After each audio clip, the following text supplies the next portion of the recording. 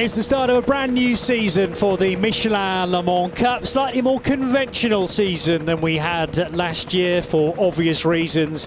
And we're starting at the right time of the year, the middle portion of April, for a visit that sadly didn't happen in 2020. But delighted to say that Barcelona is back on the calendar for the 2021 Michelin Le Mans Cup. We'll be with you every step of the way for this category, this race series that deals with LMP3s of the prototype world and the GT3 version of GT cars. It is currently 11 degrees Celsius, so in the kind of low to early teens. Hotter on racetrack level though, 22 degrees Celsius. So there's quite a bit of rubber already gone down from support categories, and the temperature of the day is building nicely as we're just beyond midday local time. Delighted you could join us. My name's Johnny Palmer. Also, a big welcome back to Graham Goodwin, who is the editor of dailysportscar.com, who's going to be accompanying me for the season. We've got some brilliant tracks, all Grade 1 bar the 24 Hours of Le Mans. Of course, that's the 55-minute affairs. But we're going to go to Spain, to France, to Italy, to Belgium and to Portugal to end the season. It couldn't be much better, could it, Graham? It absolutely could not, getting rusty. Absolutely could not. 31 cars for the Michelin Le Mans Cup at this opening round, and I think we're going to get a couple more joining in the fun later. Fabulous overhead views of this wonderful Circuit de Catalunya from the chopper. And whilst bright skies, you're quite right, Johnny, but it is very cool here. I mean, cool/cold, you would almost say, but there's definitely something there. Everybody very eager indeed to get back to proper running, and we're going to see something, I think, here in qualifying with 25, 26 LMP3 cars, a lot of newcomers here, and you're going to see that across not just the Michelin Le Mans Cup but also the European Le Mans Series later. The default setting here is different. Yeah. Very few crews returning in the same car with the same team. And I think the thing that stands out is this influx of youth that has come from the single-seater world, and in some cases actually straight from karting, maybe with one season behind the wheel of a single-seater. But I mean, we've been saying this for a number of years, how attractive sharing a car is with someone who's maybe financing the team or bringing quite a bit of money to the initiative, and then it's the job of the business person who wants to go racing at the weekend to find someone who's very quick but isn't yet maybe a gold. Remember, you can run with a gold in these categories as your co-driver. No platinums allowed, but for me it's this influx of lesser known silvers which is very exciting. Well, just a couple of quick shots there. This car at the end of pit lane ready to go. That is the 10Q Racing Mercedes AMG, but slotting in behind was the TFT Porsche. That is one of our returning crews, Nicky Luttweiler and Julian Andlar, the ex-Porsche junior driver aboard the one Porsche we've got in the field. This is a colour scheme, albeit not always with the same colour. We're going to get very used to. Iron Lynx, there's the number 9 car. This is the Iron Dames car in the Michelin Le Mans Cup. There will be a not dissimilar car later in the European Le Mans Series, but here in the Michelin Le Mans Cup, an all-new driver squad for Iron Lynx with the Iron Dames. Sarah Bovey being named just a few days ago to join Dorian Pin, an exciting talent there to savour as we get closer to action. Cars streaming out of pit lane. And the reason Sarah Bovey's come in at a relatively late hour is because of the movement of Manuela Gosner, who was not due to be racing with Iron Lynx in the European Le Mans Series. That has changed, so Gosner back into a very familiar lineup as we've become used to from the last few years, Michelle Gatting and Rahel Frey, and that's created the vacancy at Michelin Le Mans Cup level. Well, remarkably, the ELMS squad was not a squad we were expecting to return as was in 2020, but through a couple of moves within the team and around, they've ended up with just exactly that. So we'll see the three same female drivers aboard the 83 car later on in the European Le Mans Series. Green flag though already, Johnny, for the start of the GT session, so 15 minutes. Let me tell you the format of this. It's two separate 15-minute sessions, one for the GT3s and then one for the much busier LMP3 division. We've got as many as 26 prototypes taking part in the Michelin Le Mans Cup in this opening round. One thing in the GT3s you are promised is the potential to find track space if you look for it. and I think sensibly, get to the front of the queue, which is exactly what Wim Spinoy has done in his 10Q racing team Mercedes, the only Merc AMG GT3 in this year's entry. He shares it with recognised name from other disciplines of motorsport, Kenneth Heyer, who's vastly experienced in that type of car, and Wim Spinoy has actually raced with the Hoffa Racing team in the past in other championships, so that's where that friendship, that connection comes from. And Wim Spinoy, I'm really excited to see how he gets on, the Belgian racer who joins the session now and wasted no time at all in doing so. Other drivers, Nicky Leutwiler, 2 race wins last year with teammate Julien Andlauer. They've kept the driver lineup the same in the PZ Obera Zurichsee by TFT outfit. We'll just call them TFT, I think so. Especially if they're going to be door handle to door handle with us. With others, we need to be able to reel that off very quickly indeed. The 2 Iron Lynx cars, Rino Mastronardi in the 8. He's champion from last year, but remains a bronze, crucially. Sarah Bovey, also a bronze in the number 9, the sister machine at Iron Lynx. And we've got Ken Abbey, isn't it, in the number 51 AF Corsa car. The bright blue Ferrari, and remarkably, in a field with multiple Ferraris, there isn't a red one, which I thought was against the rule of motorsport law, but apparently not. So as the teams now work to just get a little bit of temperature into the Michelin tyres, remember the kind of format we've seen down through the years in the Michelin Le Mans Cup, where you'd expect these are less experienced bronze-ranked drivers. You will see these times improving all the way through the session. So the action will not be over in this 15-minute session until that checkered flag flies. That's the fun thing about this session. It's a real learning process. It's one of the unique selling points about this championship is the responsibility that the bronze-rated driver has through the course of the weekend, actually. There's so much seat time across the period of the 2 days. There was also a test session, a pre-season test earlier on in the week. So they will know the Barcelona de Catalunya circuit like the back of their hand by this stage of the race, and this stage of the week, I should say. And now is the chance to deliver. The talking must stop, and let's see what sort of times can be offered from Sarah Bovey, who launches her way into the first sector. This 4.5 kilometre track is separated into 3 different sectors, by the way, and we'll be able to monitor the sector times to maybe indicate a good time upcoming. The first sector from the start-finish line round to the braking area into turn 4. Second sector, the middle sector from that point down to the new profiled corner, La Kaiser, which is turn 10. And then the final sector is actually quite sort of stop-start. It's awkward, you've got to be patient, but it includes that fast right-hander at 16, which is oh so important to a fast time down the very long start-finish straight here at Barcelona. Absolutely. 3 Ferraris, that Mercedes AMG we've already seen, and the Porsche. And the balance of performance applies in this GT3 spec class. So we will see very similar lap times with drivers of pretty even ability. But some differences between the GT3 machines in the GT class of the Michelin Le Mans Cup and the European Le Mans Series cars we'll see later. Principally, Johnny, anti-lock braking and some more electronic assistance in the GT3 cars.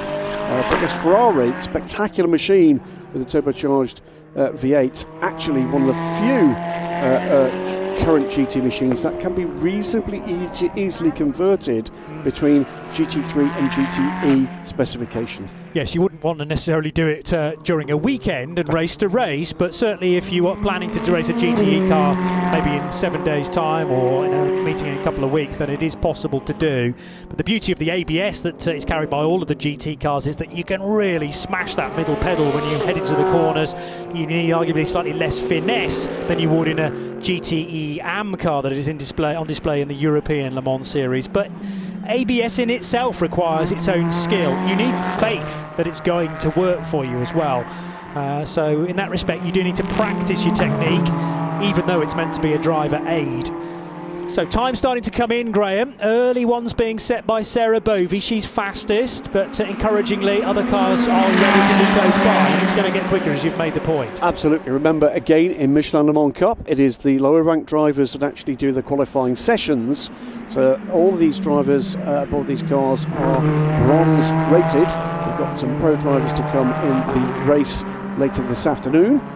Looking forward to that thoroughly. Get this season, this European season, very much underway, very busy weekend of motorsport here and elsewhere in Europe, but here a packed paddock with the Michelin Le Mans Cup, 30 plus cars there, 40 plus cars in the European Le Mans Series, and when you add in the Ligier European Series, well over 80 GT and prototype cars gracing this Catalonia circuit paddock. Some concern for Kenji Abe at the moment in the AF Corsa Ferrari. That car has done a lap, but it wasn't a timed one. Or are there actually just times being deleted for Abe? Just trying to monitor the progress of the 51 car. Certainly Nicky Leutwiler, who had a time to his name a moment or two ago, that has been deleted. And the reason for the number 2 car having its time taken away, abuse of track limits at turn 15, which is the chicane that Sarah Bovey has just been through. So there are track observers down there. There's also some CCTV footage being beamed back to race control. And if you are judged to be the wrong side of the white line, i.e. all 4 wheels off the racetrack, then no doubt about it, your time will be deleted. Yeah, so Sarah Bovey first under 150, a 149.686, but that time's been blitzed by a no doubt pretty fired up Nicky Leutwiler. He comes in with a 147.554 to grab pole position at the moment by over 2 seconds. Most impressive from Leutwiler, building on all that experience from last year. He races GT3s in other disciplines as well, so that Porsche can be tricky sometimes to get your head around, but I think Nicky's cracked it and has the help, of course, of his co-driver Julian Anlauer, who's principally in the team to drive the Porsche very quickly indeed. But outside of the car, he takes on a completely different coaching role for Nicky Leutwiler to try and get the Swiss faster and faster, and it seems to be working because it's the Porsche that tops the times at 147.5. Sarah Bovey is in second position in the number 9 car, peddling that Ferrari mightily rapidly, and the 10Q Racing Team Mercedes of Wim Spinoy has done a 150.6, which puts that Merc in third. So we said, didn't we, we'd expect to see times improving through the session. As I look at the top of the screens at the moment, with the sector times there, every single time is blue, meaning quicker than that car has been before in this session, with the exception of Nicky Leutwiler's times, both of which are purple. He's going quicker at the moment than this 147.554, Johnny, that is our provisional pole position time. Can't compare the times to last year because we weren't here last year, but even looking at the times from 2019, they would be deceptive because of the rearranged track here at turn 10. It's not a drastic difference, but it's far less of a hard stop into the run past that giant grandstand on driver's right. And when we do get spectators back to these events, they will flock to that particular part of the circuit just to get a glimpse of the newly reprofiled turn 10. It just flows that little bit better, many drivers have said, and produces a quicker lap time as a result. And actually, you've seen a lot of incident we've had 3 days of pre-season testing here, Monday, Tuesday, Wednesday. The Michelin Le Mans Cup cars on track all day Wednesday, ELMS Monday and Tuesday, with a huge run of track time. And it did seem to me that through the, how can I put this, a forest of red flag periods we had, turn 10 featured very highly there amongst the place where people were finding that tricky. But back onto the action we're seeing here. 6 minutes to go, Johnny, and time still coming in. Nicky Leutwiler now a 145.842 as Rino Mastronardi starts to play a part. He's into the 147s, moves ahead Wim Spinoy, who's third in the 147s with 1,000th of a second gap to Mastronardi ahead. Yeah, Mastronardi leapfrogging 2 cars, I think it was, as you rightly point out. So Sarah Bovey going the wrong direction, but slipping only to 4th. So still the opportunity to get back towards the front row. And let's face it, a second row start is not to be sniffed at. You're in the hunt, and potentially, the chance of staying out of trouble as well. The cars will start, well, pretty much at the back of the LMP3s, but there's nothing in the regulations that splits the grid at the end of qualifying. So if we do have a faster GT3 car than the slowest LMP3 in qualifying, we will get that jumbled up nature to the grid, which could prove very interesting indeed. We've had that in the past. Over the line goes Wim Spinoy in a moment or two. Sarah Bovey, though, does so first, and although that is an improvement to her time, it doesn't improve on the 4th position she'd already scored. It's a 148.0, but again, 3 of the 5 runners in this session are improving, Graham. Indeed, and the one that's improving the most is not this car, the 10Q Racing Team Mercedes AMG. No improvement that time around there. It's this car. It's the number 8 Iron Lynx Ferrari. from Rino Mastronardi. 2 purple sectors, 1.9 seconds off. He goes to the top of Tommingen scoring by a quarter of a second. It's a 1:45.571. It is the new mark to beat. That is now in the hands of Rino Mastronardi. Iron Lynx go to the top. And that's not a huge surprise when you consider in 2021 the Michelin Le Mans Cup champion in GT3 was Rino Mastronardi, and just Rino because he was the ever-present, whereas teammate Giacomo Piccini had to sit one round out. So the two of them finished on different points. 132 was more than enough for Rino Mastronardi, and it looks like he's going to be able to continue that sort of form into a new season. Also topped the times earlier on in free practice 2 as well. So Rino Mastronardi looking like a strong case for him to be one of the title favourites again. Paolo Roberti is his new co-driver, by the way, for season 2021. Excellent to see Paolo. He's had a bit of an in-out form for Michelin Le Mans Cup, but looks like he's secured a full season seat here. A couple of laps coming up has been deleted. Nicky Dirtweiler is pushing very hard indeed. Loses his last lap time. He's pushing hard on this one. He's not going to match the last effort of Rino Mastronardi. He goes purple again in the first sector and looks to stretch the advantage if he can continue that form. This lap will not count for the Porsche. No, it won't. Already been deleted because of the infringement earlier on in the lap at turn 9. So that will be on the exit of a fairly rapid right-hander, which is right at the back of the circuit in comparison to the start-finish straight. Slow coming out of the final few corners for Ferrari number 8. Now, is that's just to back things off so that they can warm the tyres up again for another run? Or maybe Rino Mastronardi thinks I've done enough, I'll just head for the pits. No. It is a deliberate ploy just to back off, let the tyres regain a little bit of composure and then push again. Still 2.5 minutes left on the clock, Graham. That's more than enough of a lap time. It is. Improvement from Sarah Bovi. She's still though 4th, but now into the 47s and getting closer and closer to the time set earlier in the session by Will Spinoi. Through comes Ken Abbey. Is 150.3. Pretty close here between a couple of pairs of drivers, and this Ferrari, the 51, very pretty colour scheme in that car. Yes, I like that. As you say, not typical Ferrari. No, maybe blue should be the new standard colour for Ferrari. One to think about if you're over there in Maranello. Blue's the new scarlet, perhaps. I think they'll take some convincing of that, but I do like different teams' takes on liveries, and we always get a fresh batch of them, of course, heading into a new season. Iron Lynx reworked livery. I can certainly see the hark back to last year's colour scheme, but it's been adjusted and amended very slightly. Nice touch with the French tricolour as well on the rear end plates.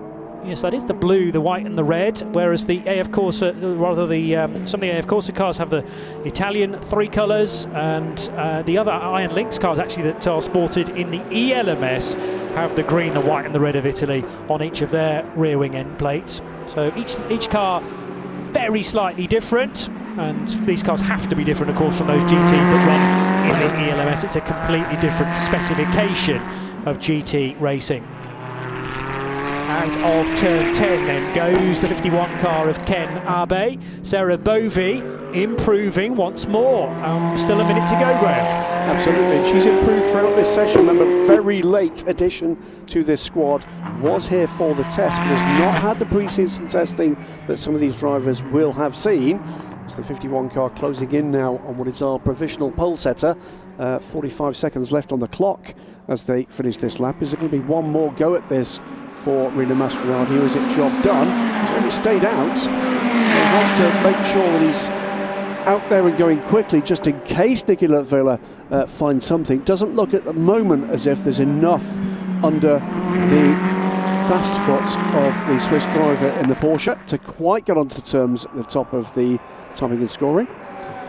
But I still think he'll be encouraged by this to be within a quarter of a second of Rino Mastronardi. I have a feeling that gap has come down over the winter period, and there will be a little bit of coaching that could have been done by Julien Andlauer, both on the simulator and in real life. And Nicky Dirtweiler desperate to take this title. 2 wins last year, and the first target is to score those 2 wins as early as possible and then build on that in this season. Remember correctly, they missed the first race, didn't they, with a big problem for the Porsche, which radically affected their fortunes and what's a very short season. So they'll be looking to see what they can do to get onto terms season-wide. Quite right, Julian Endler working very closely with very focused man, Nicky Lertviller, title winner across the world. Seem to remember winning an Asian Le Mans Series title some time ago, Nicky. But that is pole position more or less confirmed now, with the Porsche and the Serabovi car also pitting. Looks to me like Rino Mastronardi is our pole sitter.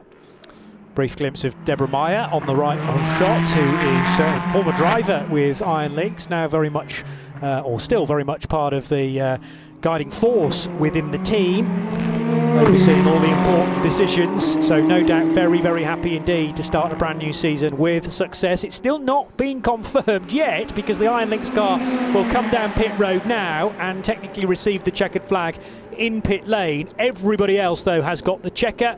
And was there an improved time on that final lap, Graham? It's improved time, actually, from our fifth place car. And, you know, you guys are here to learn as well.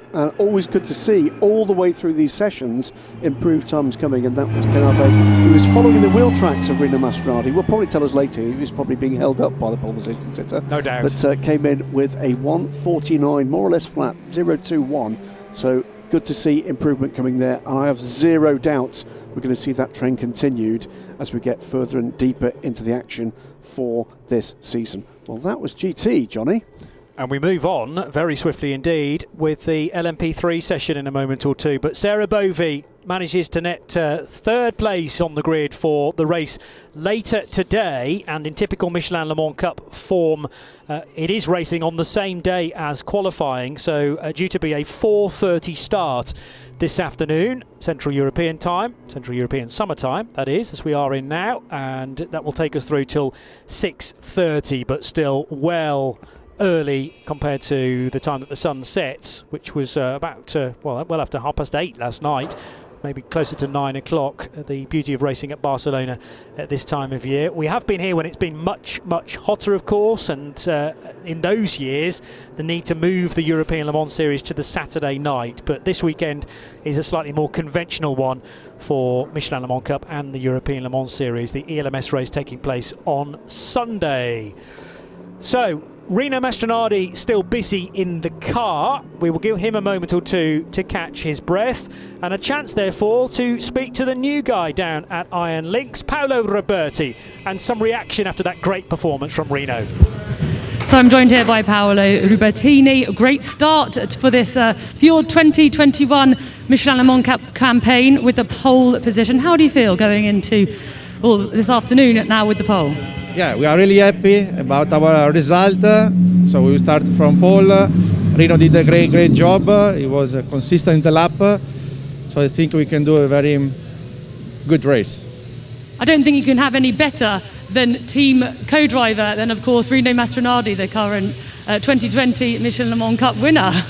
Yes, I know him very well since long time. So we are also friends out of the track. So I'm happy to race with him. He's a very good driver with a lot of experience, so I think we can do a great championship. Thank you very much, Paolo. So Paolo, who's been racing with Iron Lynx as part of the World Endurance Championship, certainly did Le Mans last year, I think he did. He's certainly been around the team for the last couple of years now. Great to see him back in the front line. Firm favourite of mine, I have to tell you, in his days, amongst others, with Lara Competition and the Corvettes, and a very spirited driver. So here's the confirmation of the times. 1:45.571 is more than enough for the Iron Lynx crew of number 8, Rino Mastronardi, and the man we've just heard from, Paolo Roberti. Faster than just over a quarter of a second than the PZ Oberer Zurichsee by TFT Porsche of Nicolas Leutwiler. Then you had Serabovi and the sister car for Iron Lynx third, 1.7 seconds adrift of Rino's time. The 10Q Racing Team Mercedes fourth, number 93. Well done to the crew there. That we'll see Kenneth Heyer joining Wim Spinoy a little bit later on. And we mentioned the improvement late in the day for Ken Abe, the Japanese, who joins Matteo Cressoni, the silver-rated driver at AF Corsa. There was improvement to Ken's time, though unfortunately not to his position. So he ends the session in 5th. And as I say, we now turn our attentions to something slightly more rumbly, certainly more powerful. much more downforce as well, and there are 26 of these LMP3 cars split between 3 different chassis manufacturers, 3 because we welcome back Ligier and Duquesne, but there's also an addition being the Ades 03 for 2021. And we just got a quick look at the 56 car there. Don't expect to see that car at the top of timing and scoring, but this is work in progress. We've also got Team Thor. They're here, the first international sports car team from Iceland. Utterly delighted to see them. What a lovely bunch of people. Odd Gudmundsson, the team and car owner, assisted by a Finnish-Icelandic team around him, and great to welcome them to the show at the Michelin Le Mans Cup. There is a whole hunk of new here, Johnny Palmer. We've got familiar names in unfamiliar cars. We've got familiar cars with unfamiliar colour schemes. We've got teams having swapped chassis. Black Falcon, a team that you and I know well from their adventures at the Nürburgring. Totally. And that's one of the teams, by the way, doing double duty at 2 different circuits this weekend.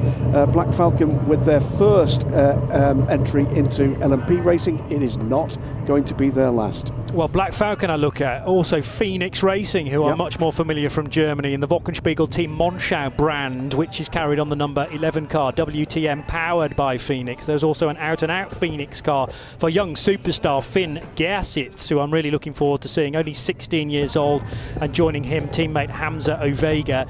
But as you say, there's a nice mixture of names returning from last year or even 2 seasons ago in the Michelin Le Mans Cup, and a brand new combination, for instance at DKR Engineering, who've done all the winning since the inception of this championship, but 2 new names to conjure with for the Luxembourgish outfit, Graham. Indeed, four, count them, 4 championship wins for DKR Engineering. They've been, to be honest with you, in the vanguard, and I'm not joking here, of something of a Luxembourg feel to junior endurance racing.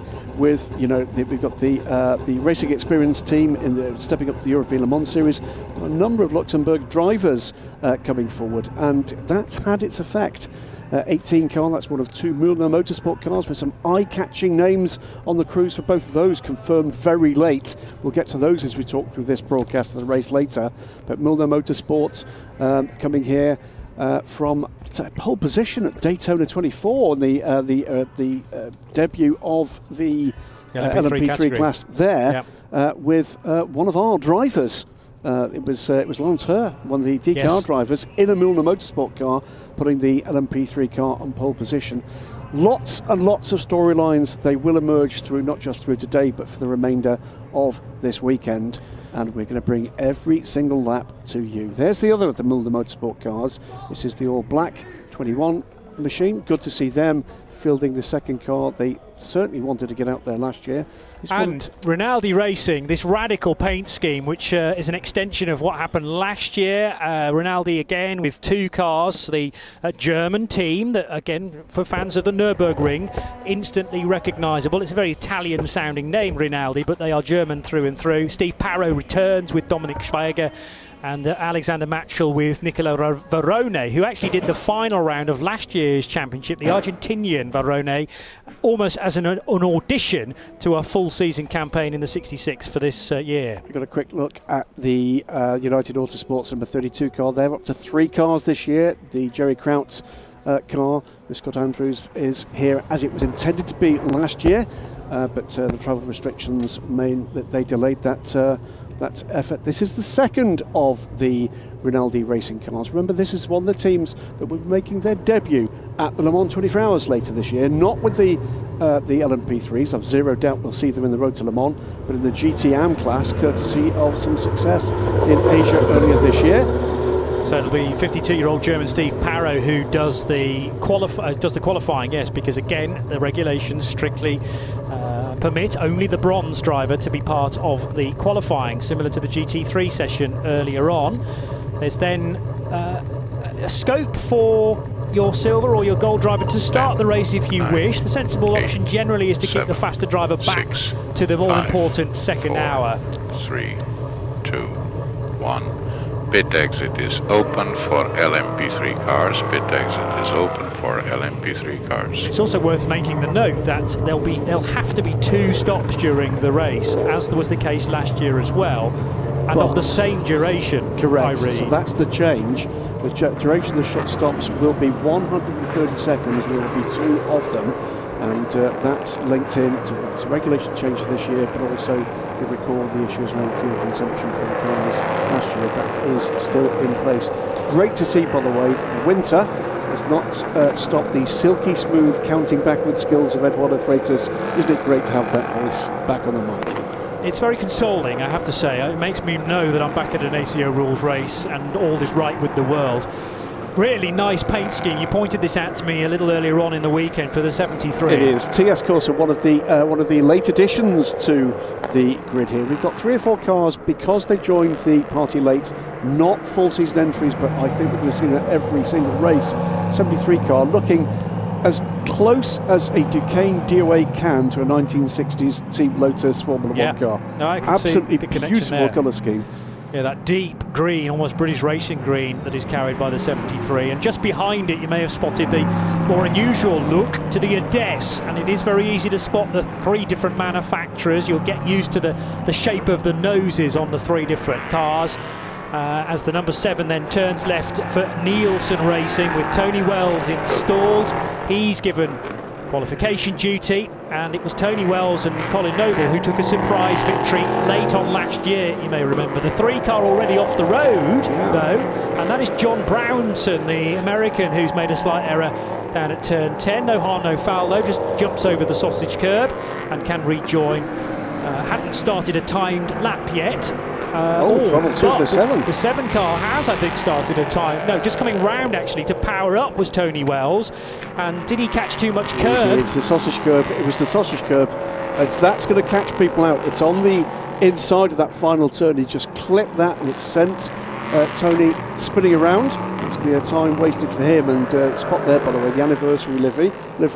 10 years of Nielsen Racing, celebrated this year with the gold and white grey livery on. And by the way, this is the other change there. They're Ligiers. They've switched from Duquesne to Ligier for this season, for both the cars in the Michelin Le Mans Cup and in ELMS. Yeah, so Tony Wells and Colin Noble for Nielsen taking the final victory last year in the Michelin Le Mans Cup. That was easy to miss because of so much happening in the closing stages of that race. In-race penalties because of infringements surrounding full course yellows. But they did manage to get to the top step of the podium, did the full interview, and that reached the social media streams. And a great foundation to build from. I think this year really has to be a very special year for Tony Wells and Colin Noble. They've been the nearly men in the last couple of campaigns actually, and they are capable of taking a championship, no doubt about it. Just need to make sure that the luck is with them and all the ducks are in the line, but we'll wait and see. Finn Gersitz qualifying for Phoenix Racing, and the 2 Phoenix prepared cars are currently competing for a good lap time. They're both in the middle sector. So the 5 car in the black with the yellow rear wing end plate, and the Wochenspiegel Team Monschau livery car not very far away. Indeed, and the other thing to notice is the Wochenspiegel car is almost pitched off track then, is that the 2 Phoenix operated cars, we've got the number 5 car is a Ligier, the WTM car of course is a Duquesne, and by the way that is another stunning livery job on the WTM car, just tucked in here behind, I think that's the Racing Team Le Mans car. This is the squad that was previously the service provider for Cool Racing, now operate under their own colours and their own banner. It is the 25, so you're spot on with that. And Racing Spirit of Le Mans have the 1 bronze, so it has to be Jacques Wolf who's doing the qualifying, with Taylo Shalal due to be part of the race later on. 15 car, currently 2nd quickest. Welcome back to the Michelin Le Mans Cup, Mike Benham. Of course, adventures with Lennon Racing. We'll come on to a quick point about Lennon a little later in the broadcast, but Mike shoulda, coulda, woulda been the champion a couple of 3 years ago. Had a horrific accident here with the car barrel rolling over a car that effectively just stopped dead in front of him. Now that was before we got to the important sessions that weekend, wasn't it? It was. Practice. It was, and that counted, obviously Mike out of that race. And that cost them the championship, or certainly cost them a shot at the championship. And is Mikey on double duty this weekend? He is. He's entered into the European Le Mans Series for the first time as well. Full double season. Brilliant. But he's Very exciting times then. already been busy. We've seen him again, another of the racers we did see out in Asia earlier this year with Garage 59 and a GT3 car. His good friend Alexander West managed to persuade him to give up the time and I've no doubt a quantum number of euros to come out and play with us in the UAE. But for me, Johnny, I'd be surprised at this point if we don't see this number 5 car featuring right at the top of the times. Well, initial pace was set by Pietro Peccinini, but I take another look at the timing screen and Peccinini for TS Corsa slips to 6th place because this massive run of improved times, which now sees Finn Gersitz for Phoenix Racing go fastest with a 1:42.607. Half a second adrift is Torsten Kratz in the WTM powered by Phoenix car. Then you got Mikey Benham, although Matthias Lüten slots into 3rd position for Mühlner Motorsport. One of the guys signed fairly late on to the German squad. John Schaumann, a name you'll recognise from last year for United Autosport's 4th fastest in car 23. Then the aforementioned Mikey Benham 5th, and Michael Jensen, the Danish driver, not to be confused with Mikkel Jensen, by the way. Michael Jensen, the bronze-rated driver for Spanish squad CD Sport at their home racer course, number 33. But that was one of those classic laps, Graham, in the Michelin Le Mans Cup, where everything changes all at once. And it will continue to do so. Dodonka pops up there. Great lap, by the way, pick out of that lot from John Schaumann. That's a big plus for him. That's one of the drivers that's been in the Michelin Le Mans Cup for 2 or 3 years now, beginning to find form with the coaching he's getting through United Autosports. Finn Gersitz, though, is improving again, already 6/10ths quicker, 2 purple sectors as the 37 car is recovering from a bit of a moment. Yeah, not liking the sudden drop-off in speed for the 37. It did look to be deliberate, though, from Anton Duquin, and he's suddenly found space again. So I think that's the crucial thing. He was losing pace in order to gain space, and that car will come out of the final corner and across the line as Torsten Kratz could be onto something a bit special here. He's currently 2nd. Finn Gersitz improves once more, 1:41.1, and Torsten Kratz does get a better time, but he's still only half a second away from Gersitz. And Mikey Benham's up to 3rd fastest now for RLRM Sport, but make the new 3rd place car Julian Gerby for Team Virage, a Polish flagged squad but with strong ties to Spain. And the 16 car briefly 3rd, down to 4th because Tony Wells goes through for Nielsen Racing and puts the 7 car on the 2nd row. But it's the 2 Phoenix operated cars, 1st and 2nd. It's the Phoenix branded car ahead of the WTM powered by Phoenix car. The both of them have almost a second on the rest of the field. This is mightily good form from Phoenix in, well, only their 2nd campaign really in international LMP3 racing. There's been a little bit of national racing from the team, but in international racing, this is a mightily good form. Erwin Creed with the ultimately fastest middle sector, so he goes through the quick of the 2 Mühlner Motorsport cars. Erwin, a man with LMP2 form up to and including WEC a few years ago with Labre Competition. But 1:41.419 is one heck of a time from young Finn Gersitz. And a moment or two ago, the synchronicity on the screen was quite bonkers. We had Ligier Duquesne, that pattern repeated all the way down. I think it was to 11th position. Now, Alexander Matchell's gone a little bit quicker and ruined that pattern. He's gone faster than Mikey Benham. But that's demonstrative, Graham, of the fact that Ligier and Duquesne seem at the moment to be on a relatively even playing field. However, it's 2 Ligiers now that lock out the front row as Anton Duquin goes across the line for Cool Racing. He's faster than the 2 Phoenix machines. Torsten Kratz goes 2nd, so Finn Gersitz says not going to have it all his own way. Cool Racing go to the top, 1:48.03, almost 4/10ths of a gap to Torsten Kratz in 2nd place, who has a further 3/10ths of a second over, let's call him Phoenix teammate Finn Gersitz. Julian Gerby still over a second back, so this is getting very interesting. Still 5 minutes to go, and it could all still happen. There is a sea of blue sectors up and down that timing screen with these 26 LMP3 cars doing battle here. Finn Gersitz has responded. He's gone purple in the 1st sector. This, Johnny Palmer, is not done. I'd still say 50% of that screen is blue still at this stage, and that indicates personal best times, remember, whether they be in sectors or as a complete lap. Purple times appearing right next to the name of Finn Gersitz. 16 years old, this kid from Stuttgart, and already has impressed many outside of the Michelin Le Mans Cup category. Could be a very special year for Finn Gersitz, prepared by Phoenix Racing, who really do know what they're doing in a GT car, and it does seem from the face of it that there are transferable skills within car setup to an LMP3. It's a personal best for Finn through sector 2. That's the quicker of the 3 sectors, and he's looking to find his way back to the front row. At the moment, those places occupied by the Ligier of Antoine Ducoin for Cool Racing and the Duquesne of Torsten Kratz for WTM.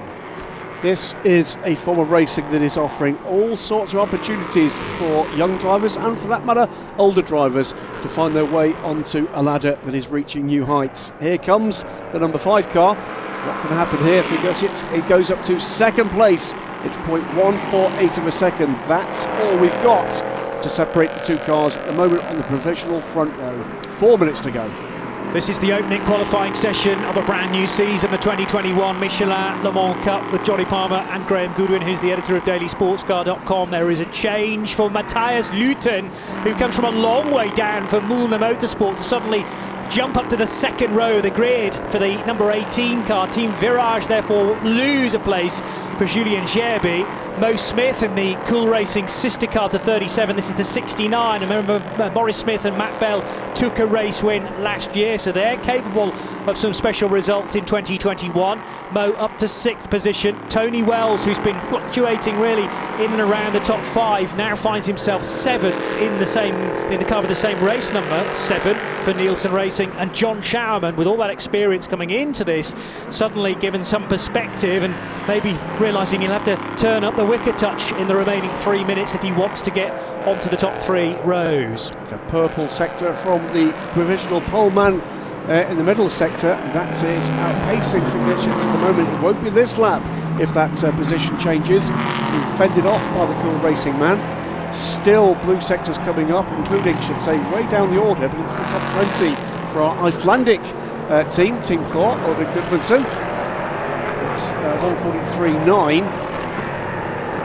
Doesn't want too much of the hammer part of the Thor bit. He likes the fact that it's Icelandic, Nordic tradition around, but wants to give the impression they're here to race, but here to have fun. Does not expect to be up the top of the order, but we're delighted to see that nation represented here. What's happening here? I'm just checking up.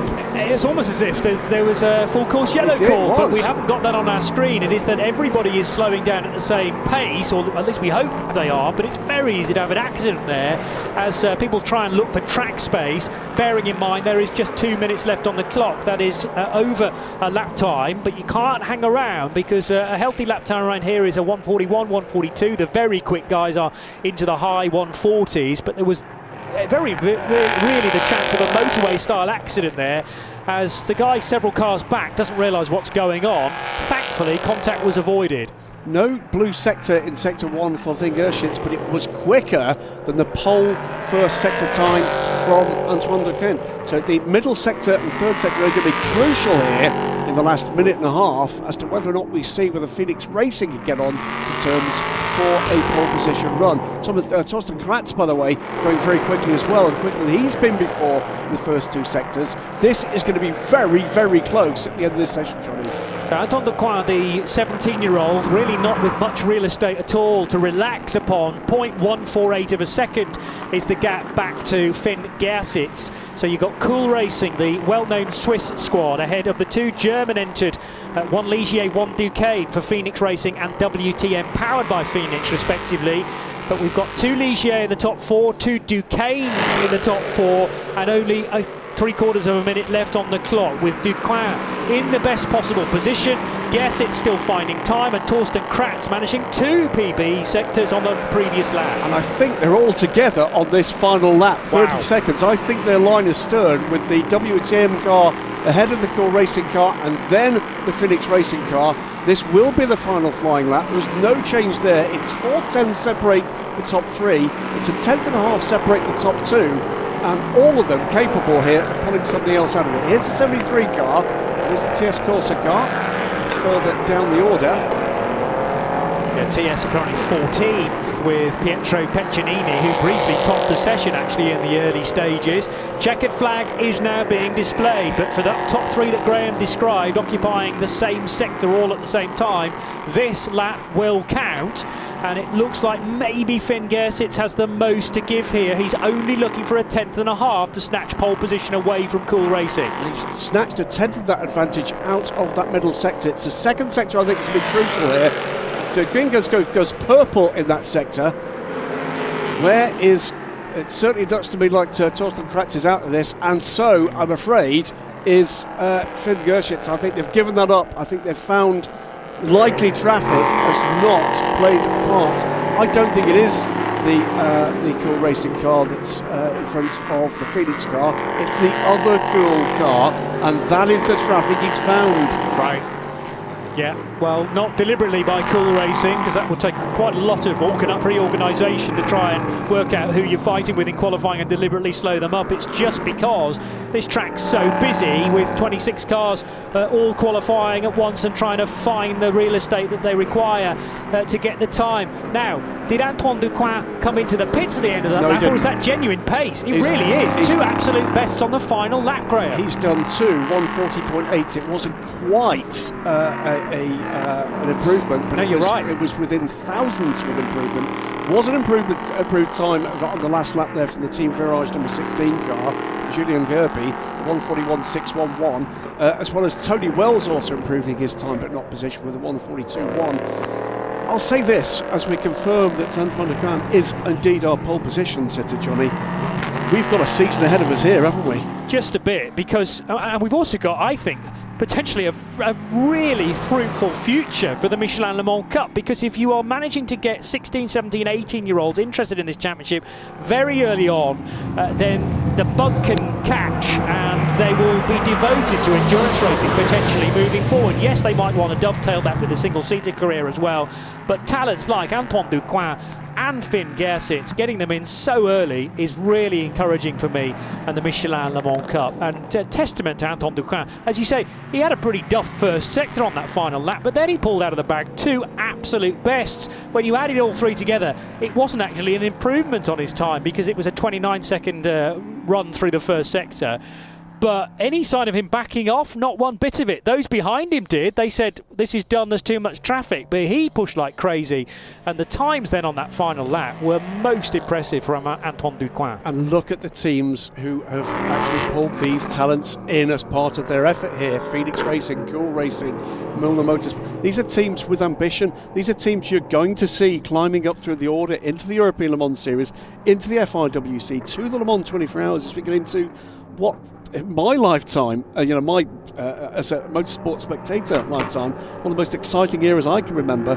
To get young raw talent coming in at this point, very, very exciting time to be watching and talking about sports car racing. Yeah, and the attraction as well from German teams who haven't necessarily been seen in great numbers in this Michelin Le Mans Cup, but that's changed firmly as well. There's been a significant gear shift for 2021 as teams look for different areas of motorsport, and the target is very definitely the 24 Hours of Le Mans, but you need to get to do the European Le Mans Series really before that. So this is boding well for everything, I would say, that is on display this weekend here at Barcelona.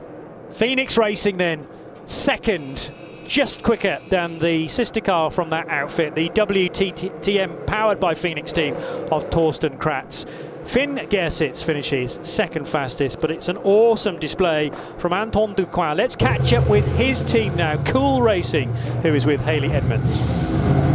That's right, I'm joined here by Josh Skelton, driver of car number 27. What a fantastic start, but in the qualifying by Anthony Ducoin, 16 years old, your teammate. You're both new to Michelin Le Mans Cup, and what better than a pole position to get things underway with?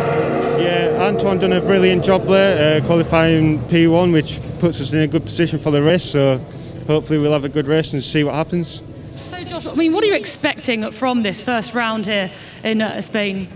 Well, I haven't done much in the car, so it's all a learning curve, but we've had good pace and testing, so hopefully we can carry that on in the race. It's a long race, so anything can happen, but I'm really looking forward to it. That's right. Thank you very much. Thank you. Josh Skelton and the recognisable Cumbrian tones of the northwest of England there. He's only 20 himself, so a very young squad indeed.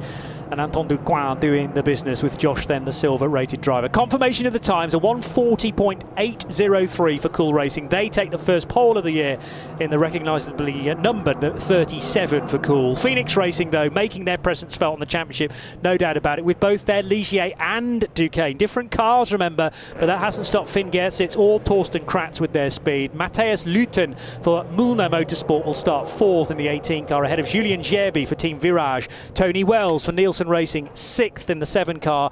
Mo Smith for Cool Racing 69 7th. 8th position for John Schaumann for United Autosports. The other Team Virage car for Rob Hodes will start 9th, and in 10th position Erwin Creed for Mühlner Motorsport. Well, that for me will live very long in the memory. I'm used to the frenetic nature of the LMP3 qualifying sessions when we get to the ELMS part of the race. That's still to come, by the way, later on today, the other side of the lunch break. 3 short, sharp sessions for the 3 categories in ELMS: GT, LMP3 and LMP2.